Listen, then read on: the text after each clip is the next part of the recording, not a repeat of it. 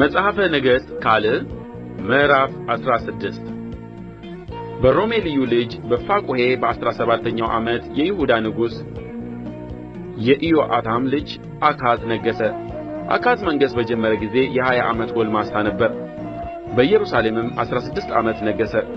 እንደ አባቱም እንደ ዳዊት በአምላኩ በእግዚአብሔር ፊት ቅን ነገር አላደረገም። ነገር ግን በእስራኤል ነገሥታት መንገድ ሄደ። ደግሞም እግዚአብሔር ከእስራኤል ልጆች ፊት እንዳሳደዳቸው እንደ አሕዛብ ርኵሰት ልጁን በእሳት አሳለፈው። በመስገጃዎችና በኮረብቶቹ ላይ በለመለመውም ዛፍ ሁሉ በታች ይሠዋና ያጥን ነበር። የዚያን ጊዜም የሶርያ ንጉሥ ረአሶንና የእስራኤልን ንጉሥ የሮሜልዩ ልጅ ፋቁሔ ሊዋጉ ወደ ኢየሩሳሌም መጡ። አካዝንም ከበቡት፣ ሊያሸንፉት ግን አልቻሉም። በዚያም ዘመን የሶርያ ንጉሥ ረአሶን ኤላትን ወደ ሶርያ መለሰ፣ አይሁድንም ከኤላት አሳደደ። ኤዶማውያንም ወደ ኤላት መጥተው እስከ ዛሬ ድረስ በእርስዋ ተቀምጠዋል።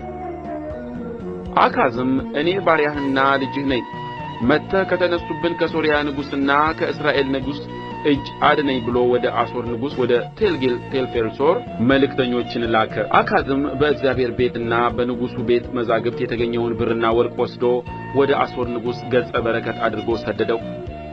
የአሦርም ንጉሥ ሰማው። የአሦርም ንጉሥ በደማስቆ ላይ ወጣበት፣ ወሰዳትም፣ ሕዝቧንም ወደ ቂር አፈለሳቸው፣ ረአሶንንም ገደለ። ንጉሡም አካዝ የአሦርን ንጉሥ ቴልጌልቴልፌልሶርን ሊገናኘው ወደ ደማስቆ ሄደ። በደማስቆም የነበረውን መሠዊያ አየ። ንጉሡም አካዝ የመሠዊያውን ምሳሌና የአሠራሩን መልክ ወደ ካህኑ ወደ ኦርያ ላከው። ካህኑም ኦርያ መሠዊያ ሠራ። ንጉሡ አካዝ ከደማስቆ ልኮ እንዳዘዘ ሁሉ እንዲሁ ካህኑ ኦርያ ንጉሡ አካዝ ከደማስቆ እስኪመጣ ድረስ ሠራው። ንጉሡም ከደማስቆ በመጣ ጊዜ መሠዊያውን አየ። ንጉሡም ወደ መሠዊያው ቀርቦ በእርሱ ላይ ወጣ። በመሠዊያውም ላይ የሚቃጠለውን መሥዋዕትና የእህሉን ቍርባን አሳረገ። የመጠጡንም ቍርባን አፈሰሰ። የደኅንነቱንም መሥዋዕት ደም ረጨ። በእግዚአብሔርም ፊት የነበረውን የናሱን መሠዊያ ከመቅደሱ ፊት ከመሠዊያውና ከእግዚአብሔር ቤት መካከል ፈቀቅ አድርጎ በመሠዊያው አጠገብ በሰሜን በኩል አኖረው። ንጉሡም አካዝ የሚቃጠለውን የጥዋት መሥዋዕት የማታውንም የእህሉን ቍርባን የንጉሡንም የሚቃጠለውን መሥዋዕትና የእህሉን ቍርባን ለአገሩም ሕዝብ የሚሆን የሚቃጠለውን መሥዋዕትና የእህሉን የመጠጡንም ቍርባን በታላቁ መሠዊያ ላይ አቅርብ። የሚቃጠለውንም መሥዋዕት ደም ሁሉ የሌላ መሥዋዕቱንም ደም ሁሉ ርጭበት። የናሱ መሠዊያ ግን እኔ ጠይቅበት ዘንድ ይሁን ብሎ ካህኑን ኦርያን አዘዘው። ካህኑ ኦርያ ንጉሡ አካዝ እንዳዘዘው ሁሉ እንዲሁ አደረገ። ንጉሡም አካዝ የመቀመጫዎችን ክፈፍ ቈረጠ፣ ከእነርሱም የመታጠቢያውን ሰኖች ወሰደ።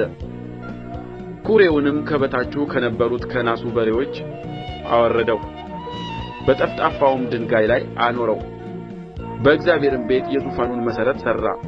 ስለ አሦርም ንጉሥ በውጭ ያለውን የንጉሡን መንገድ ወደ እግዚአብሔር ቤት አዞረው። የቀረውም አካዝ ያደረገው ነገር በይሁዳ ነገሥታት ታሪክ መጽሐፍ የተጻፈ አይደለምን? አካዝም ከአባቶቹ ጋር አንቀላፋ፣ በዳዊትም ከተማ ከአባቶቹ ጋር ተቀበረ። ልጁም ሕዝቅያስ በእርሱ ፋንታ ነገሠ።